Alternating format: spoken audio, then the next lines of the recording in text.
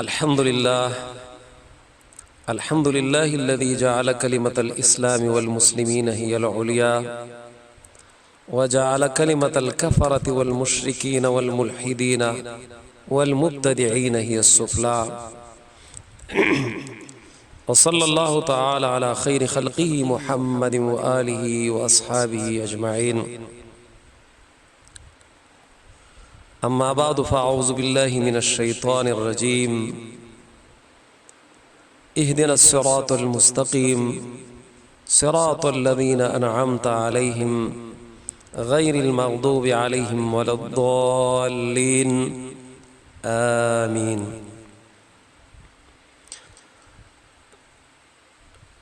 گرانو محترمو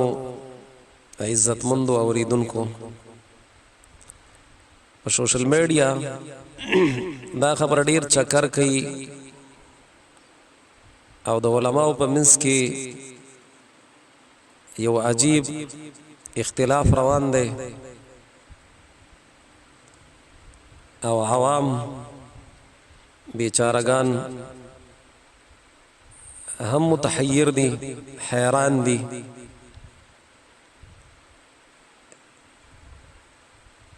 د خیر لاره کمه او د فساد لاره د هر طرف نه دا زیاته کولاو ده او زیات خلک ور روان دي. خو موږ نن د خپل رور جناب مفتی محمد منیر شاکر صاحب ته یو درخواست کو غدا ده چې موږ د الله تعالی نو امید لرو او پتا سو باندې د خیر ګمان کوو چې تاسو به ان شاء الله د حق طلبګاری او ان شاء الله انابت الى الحق بدر کیوي. دا خبره اظهر من الشمس في نصف النهار دا چې کومه خبره په کوم وخت کې تاسو ته حق ښکار شوی دا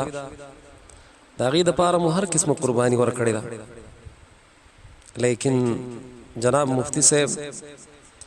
دا ضروری نه ده چې کومه خبره تاسو ته حق ښکار شي هغه دی په نفس الامر کې هم حق وي. جناب مفتی صاحب دا بعضی خبري او الفاظ تاسو د ائمه محدثین بارکی د مصنفینو د کتب احادیث ناغي بارکی یا د رواتو بارکی تاسو شایا نشان ندی د انداز لګډیر بدل غونډه ده. عرض لرو چې تاسو کوم روایت یا روایت د عائشہ صدیقہ رضی الله تعالی عنها چې د 9 کالو په عمر کې ناغي واده د رسول الله صلی الله علیه وسلم سره شوی دی، په کوم انداز چې تاسو رد کوي او په ټولو محدثینو او مصنفینو باندې په کوم انداز رد کوي او بیا اوسره دا خبره مرګري کوي چې د عصمت د نبی صلی الله علیه وسلم خبره ده او دې خلکو د سی روایت را نقل کړي دي د رسول الله اسلام په شان باندې داغ لګي. نو لګوند کې تاسو فکر وکړئ نو موجوده خلکو د پاره چې تاسو کوم انداز دې درت یا د جواب ناغت تر ډیره حد پورې نرم ده، پای کې ډیره نرمي ده او رد په رواتو د احادیث باندې په مصنفینو د کتابونو باندې چې د احادیثو کتابونه دا غي تدوین کړي دی او د راجمه کړي هغه په بل انداز ده لګ د فکر مقام دی. مفتی صاحب محترم بل موږ دا عرض کوو چې دا عجیب خبره ده. قرآن کریم خو الحمدلله تاسو منئ دې کې شک نشته د الله کتاب دی، نو چې کله منئ یو نبذه به ووایو هغه دا ده چې آیا دا قرآن دا الله رب العزت د تورات په شانته هم د سي نبی صلی الله علیه وسلم لور کړو ټول لیکل شوی کنا د زید ابن ثابت رضی الله تعالی عنہ په نگرانی کې راجمع کړی شوی دی اگر چې صحابه ته موجود دي کدا خبر تاسو کوي چې د قران ذمہ داری الله غستی دا انا نحن نزلنا الذکر وانا له لحافظون نو دا آیات دا هم صحابه را نقل کړي دا قران ټول صحابه را نقل کړي دغه روایت د عائشه صدیقه رضی الله عنها چې په 9 کالو کې واده شوی دی د دې روایت تایید تاسو کوي په خپل لکه تاسو یو ویډیو کړی یو کلیپ هم دی په هغه کې تاسو د وو قسم زنانو د عدت خبره کړې ده او غدار تاسو لکه په خپل ووري وو قسم خزیدی د عدت په اعتبار سره نمبر 1 ایوا هغه جنې دا چاغه وړه ده لا تروسه پورې بالغ شوی نه ده او خاوند ورله طلاق ورک نو چې کومه جنې بالغ نه ده نو د هغې جامه او ماهواري نه راځي. اوس په دې خپله خبره پوه شو انشاءالله مفتی صاحب نو په کوم عمره کې چې د یو زنانه سره واده دا ظلم وی نو الله رب العزت څنګه د دې خبرې اجازه ورکړې ده او کوی چې کم ځای کې د اجازت نو دا طلاق د کم ځای نه راغی طلاق خو محتاج دی نکاح ته مخکې نکاح موجود ده د وړې زنانه سره او خپل تاسو فرمایلی دي چې نابالغه زنانه هغه زنانه چې حیض لا نه دی راغلی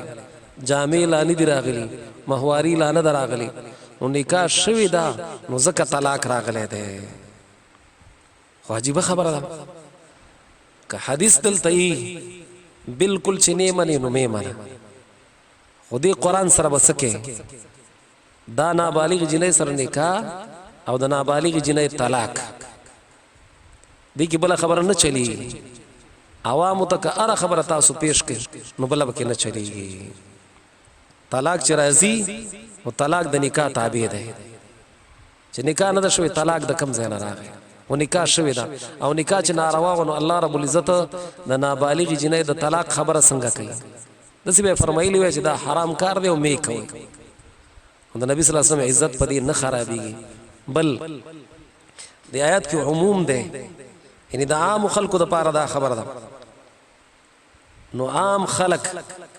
اخو د وړې جنۍ سره نکاح کولی شي او دا د ظلم نه او دا د ناروا نه سره د دې نه چې په خپل نفس کنټرول هم پوره نه عام انسان دی او رسول الله صلی الله علیه وسلم رسول الله صلی الله علیه وسلم دی د رسول الله صلی الله علیه وسلم بارک خدا خبره موجوده ده کان املککم لاربه نبی صلی الله علیه وسلم خپل خواهش ته پاره هغه د هغې ډېر مالک و په ځان یې ډېر کنټرول و مفتی صاحب هم دومره مې ته ویل امید لرو چې تاسو د حق طلبګار نو عاقل له اشاره کافي د خپل خبره باندې سوچ وکئ دا ستاسو د خبرې جواب دی د کم عمره او نابالغ زنانه سره واده د قرآن نه ثابت دی لکه تاسو د سورة الطلاق تشریح کړې ده اگر چې درس هم په بل ځای کې دی آیت نمبر 4 دی هلته دې خلکو ته بیا بیان کړي تاسو دا خبره منئ نو آیا قرآن خلکو ته د ظلم اجازت ورکړی او کله چې مفتی صاحب محترم دا خبره تاسو ومنئ او انشاءالله حق ته به رجوع کوئ او زموږ دا امید دی چې تاسو د حق طلبګاري نو چې کله دا ومنئ د نورو خبرو جواب به انشاءالله د الله رب العزت په توفیق سره په نمبر باندې وشي او الله رب العزت به تاسو حق ته راولئ زموږ دا امید دی چې تاسو د حق طلبګاري انسان خطا کیږي نو دا خو خبره نه ده لکه دقه آیات د دې حدیث سره تاسو ولګوئ ان شاء الله معامله به سم شي او هغه وخت کې به سم شي چې کله طلب د حق او انابت الى الحق په انسان کې موجودي خفه نشي الله سبحانه وتعالى دې زموږ استاد هدایت نصیب کی اقول قولي هذا استغفر الله لي ولكم ولسائر المسلمين